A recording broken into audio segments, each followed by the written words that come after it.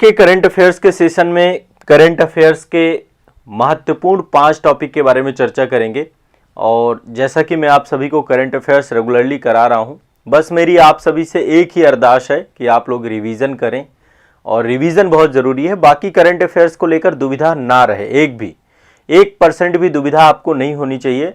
जब तक मैं आप सभी को करंट अफेयर्स की क्लासेस करा रहा हूं, आप सभी के आगामी एग्जामों के लिए बेस्ट करंट अफेयर्स है। कोई भी चीज़ ऐसी नहीं है जो मैं छोड़ के चल रहा हूं, हर एक टॉपिक कवर कर रहा हूं और आप सभी के एग्जाम के लिए मोस्ट इंपॉर्टेंट टॉपिक है। ठीक है, तो इसलिए किसी भी बच्चे को परेशान होने की जरूरत नहीं है। बस रिवीजन कर लो और जितना करवा रहा हूं उतना कर लो। बस ये 2 चीजें आपने कर लिए तो काम बन जाएगा। ठीक है ना।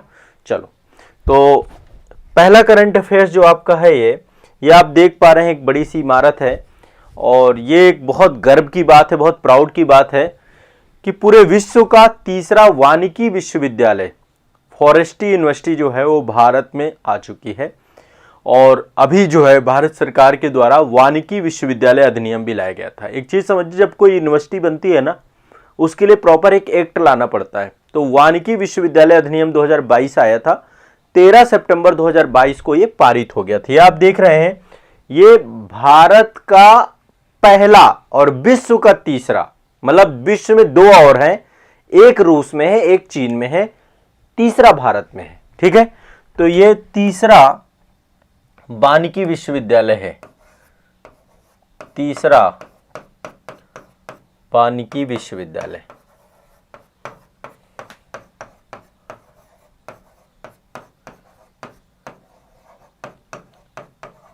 ठीक है, तीसरा वानिकी विश्वविद्यालय आपका, तीसरा फॉरेस्ट्री यूनिवर्सिटी है आपकी। तो पहला तो ये ध्यान रखना है, इसके लिए एक अधिनियम आया अलग से, ये भी याद रखना है। ये कहाँ पे पारित किया गया? तेलंगाना विधानसभा के द्वारा। किसने पारित किया? तेलंगाना ने। ठीक है, तेलंगाना विधानसभा द्वारा ये पारित किया गया। तो रूस और चीन के अलावा तीसरा वानिकी विश्वविद्यालय तेलंगाना में स्टैब्लिश हो चुका है। दिमाग में बैठा लेना है, स्थान भी पूछा जाएगा। तेलंगाना के बारे में आप इसकी राजधानी जानते हैं, हैदराबाद है। ठीक है, नवसृजित राज्य है आपका, ये 2014 में बना था। अब आप में से कुछ लोग इस संस्था के बारे में जानते हैं, आए दिन चर्चा में रहती है संस्था, इसका नाम है नालसा। मैंने इसको इसलिए लिया है कि एक तो आपको थोड़ा सा आइडिया हो जाएगा। यहाँ पे नालसा, यहाँ पे लिखा हुआ न्याय सबके लिए, है ना। ये नेशनल लीगल सर्विस अथॉरिटी है। नालसा का फुल फॉर्म है नेशनल लीगल सर्विस अथॉरिटी। और ये संस्था जो आपकी है, इसको 5 दिसंबर 1995 को बनाया गया था। 5 दिसंबर 1995 को बनाया गया था। ठीक है, नालसा को। नालसा बना कब? 5 दिसंबर 1995 को। हिंदी में इसको बोलते हैं विधिक सेवा प्राधिकरण। ठीक है, और ये जो है आपका नालसा के गठन का उद्देश्य, सिंपल सा उद्देश्य है, आपको पता है, चूंकि विधिक सेवा से जुड़ा हुआ है तो समाज के जो कमजोर तबका है, कमजोर वर्ग के लिए मुफ्त कानूनी सेवाएं देना। ठीक है, लीगल एड देना। आपको पता है कि कानूनी दाव पेच बहुत कठिन होते हैं और सबको कानून के बारे में समझ भी नहीं होती है। अब जैसे आपको देखिए, जैसे LGBT कम्युनिटी हमारी, समलैंगिकता का मुद्दा है, तो ऐसे में इस मुद्दे में भी नालसा ने बहुत जो है इस पे काम किया था। LGBT कम्युनिटी को राइट देने को लेकर के, जो ट्रांसजेंडर कम्युनिटी है उसको राइट देने को लेकर के। तो नालसा एक भारत सरकार की संस्था है। आपको पता है कि आर्टिकल 39 में ये चर्चा की गई निःशुल्क विधिक सहायता को लेकर के, तो उसी दिशा में नालसा है आपका। समाज के जो कमजोर वर्ग हैं उनको मुफ्त कानूनी सेवाएं प्रदान करना, और जो कोई विवाद है उनका सौहार्दपूर्ण समाधान हेतु लोक अदालतों का भी ये आयोजन करती है। आप सभी जानते हैं लोक अदालतें जो होती हैं, लोक अदालतों के माध्यम से भी हम अपने विवादों का निवारण करवा सकते हैं, उसकी फिर अपील नहीं होती कहीं पर भी। ठीक है, तो इसके बारे में एक चर्चा में थी। इसकी जो है नालसा का एक नागरिक सेवा केंद्र बनाया गया है, centre for citizen service. NALSA का क्या बनाया गया है? नागरिक सेवा केंद्र। नागरिक सेवा केंद्र, इसके कई सारे नागरिक सेवा केंद्र हैं नालसा के। ठीक है, तो ये नालसा का नागरिक सेवा केंद्र जो है भारत के उस समय, अभी तो इस समय चंद्रचूड़ साहब हैं हमारे CJI जो है चीफ जस्टिस ऑफ इंडिया, उस समय थे मुख्य न्यायाधीश उदय उमेश ललित, है ना, यूयू लमित। अब ये टाइम है आपका 6 दिसंबर को लेकर के 6 सितंबर 2022 को जो है ये आपका बनाया गया था नालसा का, और इसका उद्घाटन जैसलमेर में हुआ था, राजस्थान में। वो माफ करिएगा, जैसलमेर हाउस है यहीं पे नई दिल्ली में, माफ करिएगा, जैसलमेर हाउस है नई दिल्ली में, वहां पर जो है इसका उद्घाटन किया गया था। तो एक नागरिक सेवा केंद्र बनाया गया है नालसा का, और नालसा के बारे में मैंने आपको रफली बता दिया। 5 दिसंबर 1995 को यह आपका जो है बना था। इसके लिए एक एक्ट लाया गया था भारत सरकार के द्वारा, विधिक सेवा प्राधिकरण अधिनियम 1987। उस एक्ट के तहत नालसा बना है आपका, ठीक है। उद्देश्य क्या है, समाज के कमजोर वर्गों को मुफ्त कानूनी सेवाएं प्रदान करना, विवादों का सौहार्दपूर्ण समाधान करने के लिए लोक अदालतों का आयोजन करना। अब ये आपको मैं बता देता हूं, आयोग में जैसे यूपीएससी में नालसा डायरेक्टली 2-3 कथन दे दिया, तो एटलीस्ट आपको पता होना चाहिए क्या है नालसा और क्या है इसको लेकर के जानकारी। एक रिपोर्ट है ये, वैश्विक लैंगिक अंतराल रिपोर्ट, ठीक है। ये एक बहुत इंपॉर्टेंट रिपोर्ट है, वैश्विक लैंगिक अंतराल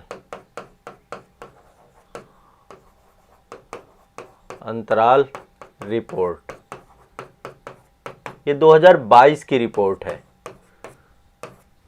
वैश्विक लैंगिक अंतराल रिपोर्ट 2022। इसको जारी कौन करता है, इसको जारी करता है विश्व आर्थिक मंच, विश्व आर्थिक मंच, ये जारी करने वाली संस्था है, ठीक है। वर्ल्ड इकोनॉमिक फोरम, ठीक है।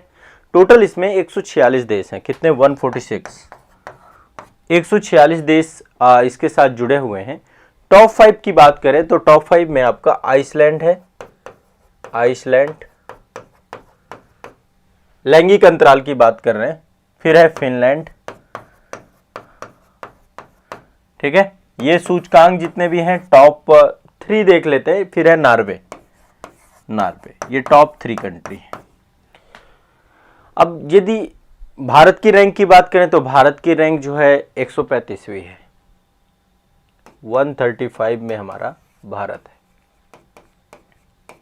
अब यदि लैंगिक अंतराल की बात करें, देखो इस सूचकांक के अंतर्गत लिंग समानता और लिंग असमानता कि महिलाओं की आर्थिक भागीदारी कितनी है, महिलाओं की शिक्षा में भागीदारी कितनी है, महिलाओं का राजनीतिक सशक्तिकरण कितना हुआ है, महिलाओं की स्वास्थ्य और उत्तरजीविता कैसी है, तो आपको पता होना चाहिए। ये सब कई सारे पैरामीटर पे रैंकिंग बनती है। अब इस आधार पे आप देखिए तो हम बहुत पीछे खड़े हैं लैंगिक समानता को लेके। कभी भी महिला सशक्तिकरण लिखिए, कभी भी आप कोई भी ऐसा आंसर राइटिंग करिए जिसमें हमें, तो ये वैश्विक लैंगिक अंतराल रिपोर्ट आप डाल सकते हैं वहाँ पे आंसर राइटिंग पे। मैंने बहुत आपका मतलब आंसर राइटिंग ऐसे लिखिए कोई भी तो, और कभी भी आपको इंटरव्यू बोर्ड के द्वारा कुछ पूछा जाता है तो ये चीज़ें बहुत इंपॉर्टेंट रखती हैं अंतर्राष्ट्रीय स्तर पे। तो इसमें 4 कारक होते हैं, महिलाओं की आर्थिक भागीदारी और उनको कितना अवसर मिल रहा है इकोनॉमी में, शिक्षा की प्राप्ति कितनी हो रही है, और राजनीतिक सशक्तिकरण पुरुषों की तुलना में, है ना, स्वास्थ्य और उत्तरजीविता। तो इस आधार पे पूरा का पूरा ध्यान रखना है, ये बहुत इंपॉर्टेंट है। और इसको जारी कौन करता है, आपको सभी को पता है, जारी करता है ये वैश्विक आर्थिक मंच, वर्ल्ड इकोनॉमिक फोरम। क्लियर, स्पष्ट है सभी को? गुड मॉर्निंग जी, सभी को गुड मॉर्निंग, सभी को क्लियर है, ये स्पष्ट है। चलिए आगे चलते हैं। नेक्स्ट देखो, अगली एक योजना है। आपको पता है कि हमारे यहाँ पे काफ़ी बड़ी संख्या में जो है स्वच्छता विभाग में जुड़े हुए जो कर्मचारी होते हैं उनकी मृत्यु हो जाती है साफ सफाई स्वच्छता करते समय। क्यों? क्योंकि सीवेज के अंदर घुसना पड़ता है उसको साफ करने के लिए, ठीक है। तो सरकार के द्वारा एक योजना चलाई गई है जिसका नाम है Namaste, national action for mechanised sanitation ecosystem. मतलब कि पेयजल और स्वच्छता विभाग के द्वारा एक ऐसी कार्यक्रम चालू किया गया, नेशनल एक्शन मतलब राष्ट्रीय स्तर पर एक अभियान चालू किया गया है किस तरीके से मशीनीकरण के द्वारा स्वच्छता को इस्टेब्लिश करने के लिए, ठीक है। तो ये आपका नमस्ते योजना, ये आपको ध्यान रखना है किससे जुड़ी हुई है, स्वच्छता से जुड़ी हुई है। स्वच्छता से मतलब ये योजना ये सुनिश्चित करेगी कि जो सफाई कर्मचारी है वो मानव मल को सीधे संपर्क में नहीं आएगा, ठीक है। और सीवर और सेप्टिक टैंक जो होते हैं सफाई कर्मचारियों के पास, मतलब एक तरीके से इसमें सीधे सफाई ना करके मशीनीकरण के द्वारा सफाई की जाएगी, ठीक है। तो ये ध्यान रखिएगा। और जो स्वच्छता विषय है आपका, सैनिटेशन जो विषय है आपका, ये राज्य सूची का विषय है और राज्य सूची के अंतर्गत जो है आपको पता होगा कई बार बहुत सारे कानून बनाए जा चुके हैं। 1993 में पहले मैला सर पे रख के ढोया जाता था, तो मैला को ढोने पर रोक लगी थी। ये सब एक तरीके से मानवीय गरिमा के भी अनुकूल नहीं है। आप जैसे देखते हैं कि हमारे संविधान की प्रस्तावना में गरिमा शब्द लिखा हुआ है, तो ये सब चीजें एक व्यक्ति की गरिमा के तौर पे भी, कि एक व्यक्ति कूड़ा कचरा और सफाई स्वच्छता, इनका सबसे बड़ा योगदान है। आप सोचिए, मैं कह रहा हूं 10 दिन यदि सफाई ना की जाए, पूरा शहर सड़ जाएगा। आप देखेंगे किसी शहर में यदि सबसे ज्यादा किसी का इंपॉर्टेंट रोल है तो वो सफाई कर्मचारी होते हैं, उनसे ज्यादा कोई भी इंपॉर्टेंट नहीं है। पूरा शहर रोगग्रस्त हो जाएगा यदि ये एक बार हड़ताल में चले जाएं तो, ठीक है। और इसके अलावा सामाजिक न्याय अधिकारिता मंत्रालय के द्वारा भी कई बार जो है बताया गया कि बहुत सारे लोगों की मृत्यु हो जाती है इसको लेकर के, तो ये एक प्रतिबंधित किया गया है। इसको 2017 में भी प्रतिबंधित किया गया है कि सेप्टिक टैंक में सफाई के दौरान जो व्यक्ति हैं वो मतलब हाथ से मैला ना उठाएं, डायरेक्टली जो है मशीनीकरण के द्वारा हो। अभी तो बहुत सारे रोबोट बनाए जा रहे हैं, रोबोटों के थ्रू जो है सफाई कराई जा रही है, तो इस दिशा में भी काम बहुत तेजी से चल रहा है, ठीक है। तो ये भी आपको ध्यान में रखना है। चलिए आगे चलते हैं। नेक्स्ट, नमस्ते योजना आपका सैनिटेशन से जुड़ी हुई है। अगला चलते हैं, प्रधानमंत्री नरेंद्र मोदी जी के द्वारा सेंट्रल स्टेट साइंस कॉन्क्लेव का जो है ये 2022 का केंद्र राज्य विज्ञान सम्मेलन हुआ था। आपका केंद्र राज्य विज्ञान सम्मेलन 2022, केंद्र राज्य विज्ञान सम्मेलन 2022, ठीक है। इसका आयोजन कहां किया गया? साइंस सिटी अहमदाबाद में। कहां किया गया इसका आयोजन? साइंस सिटी अहमदाबाद में इसका आयोजन किया गया, ठीक है। 10 से 11 सितंबर 2022 की बात थी। नरेंद्र मोदी जी के द्वारा वीडियो कॉन्फ्रेंसिंग के माध्यम से, जैसा कि आप देख रहे हैं, वीडियो कॉन्फ्रेंसिंग के माध्यम से सेंटर स्टेट साइंस कॉन्क्लेव, इसका जो है आयोजन था। अब उद्देश्य क्या है? सबसे पहली बात, आप यहां पे अब जब ये चीजें कहां पे आएंगी?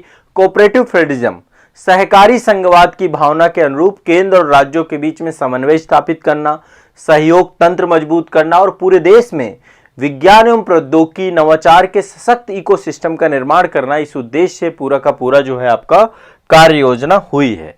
तो ये आपको याद रखना है, सहकारी संघवाद, ये टर्म्स आपको बहुत दिमाग में बैठा के चलना है, ठीक है। तो सहकारी संघवाद की भावना को क्या करना है? इस्टेब्लिश करना है, मजबूत करना है, ठीक है। और पूरे देश भर में एक ऐसा इकोसिस्टम डेवलप करना है जिससे जो है पूरे राष्ट्र के अंतर्गत ये पूरी की पूरी स्थिति बन पाए। तो ये आप एक ध्यान रखिएगा, ठीक है। क्लियर है, स्पष्ट है सभी को? तो ये एक बहुत इंपॉर्टेंट है और इससे हर एक क्षेत्र में इनोवेशन की बात हुई है। साइंस एंड टेक्नोलॉजी और इनोवेशन को लेकर के, स्वास्थ्य के क्षेत्र में कि भाई हमें डिजिटल स्वास्थ्य देखभाल की तरफ आगे बढ़ना है, कृषि के क्षेत्र में, जल के क्षेत्र में, ऊर्जा के क्षेत्र में, तो ये आपका सहकारी संघवाद से जुड़ता है। सहकारी मतलब केंद्र और राज्य दोनों साथ साथ मिलकर के आगे बढ़े हैं। तो विज्ञान एवं प्रौद्योगिकी के क्षेत्र में ये आपका एक आयोजन हुआ था। मैं एक बार फिर से बता देता हूं, यह आयोजन कब हुआ है? 10 से 11 सितंबर 2022 को वीडियो कॉन्फ्रेंसिंग के माध्यम से हुआ है। साइंस सिटी अहमदाबाद में ये पूरा का पूरा आयोजन था, साइंस सिटी अहमदाबाद में, ये भी ध्यान रखिएगा। चलिए आगे बढ़ते हैं। देखिए, आपको ये मैं एक बार रिमाइंड कराना चाहता हूं, हो सकता है आपको पता हो, जो है भारत को टीबी मुक्त बनाना है। हमने लक्ष्य रखा है कि 2025 में हम भारत को टीबी मुक्त बना देंगे, ठीक है। भारत को क्या बना देंगे? टीबी मुक्त बना देंगे। इसको लेकर बड़े स्तर पे, व्यापक स्तर पे अभियान चल रहा है, ठीक है। तो अभी जो है प्रधानमंत्री टीबी मुक्त अभियान को लॉन्च किया गया। हमारी राष्ट्रपति महामहिम राष्ट्रपति द्रौपदी मुर्मू जी के द्वारा जो है लॉन्च किया गया था। और ये प्रधानमंत्री टीबी मुक्त अभियान, प्रधानमंत्री टीबी मुक्त भारत अभियान, ये अभियान आपका स्टैब्लिश किया गया। उद्देश्य क्या है इसका? उद्देश्य है 2025 तक भारत में टीबी का उन्मूलन करना, ठीक है। सतत विकास लक्ष्यों के बारे में आप सभी जानते हैं, जो यूनाइटेड नेशन के द्वारा आपके जारी किए गए हैं। तो सतत विकास लक्ष्यों में इसके लिए टारगेट रखा गया है 2030। कब टारगेट रखा गया है? 2030 का टारगेट रखा गया सतत विकास लक्ष्य में, ठीक है। और भारत कितना टारगेट लेकर के चल रहा है? 2025, ये ध्यान रखना है। भारत का टारगेट 2025 है और 2030 आपका ये भी ध्यान रखना है।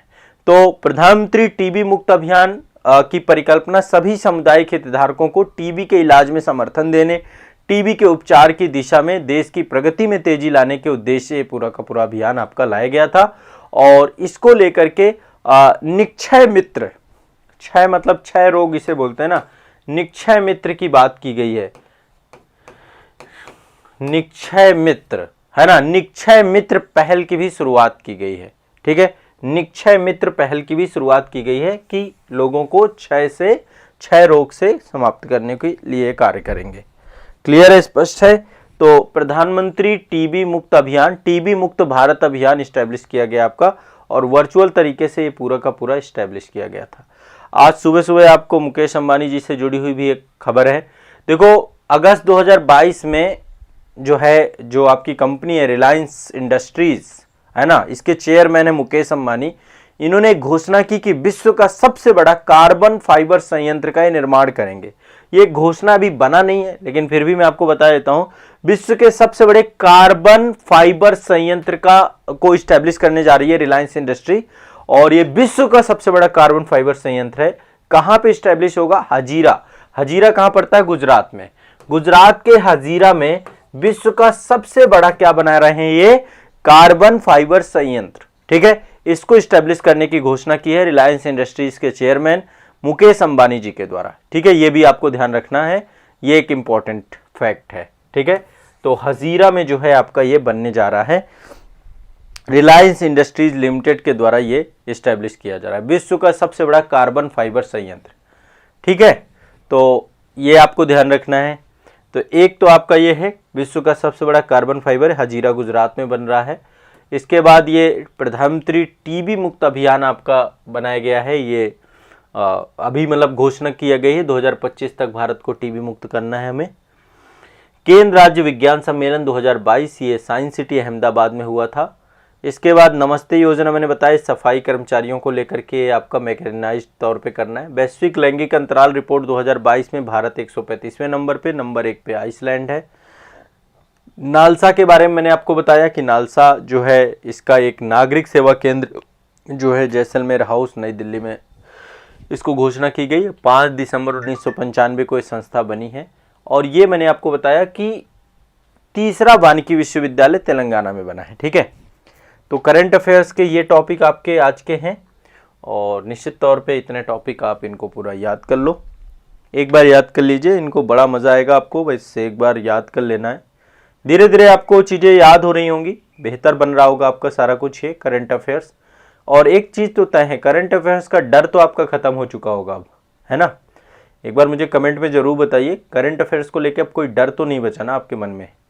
एक डर था, एक भय था, बहुत पतले से नोट्स आपके बने होंगे। यदि जो लोग पहली क्लास से कर रहे हैं ना, अभी आप पा रहे होंगे इतने से आपका सब कुछ हो जा रहा है। ठीक है,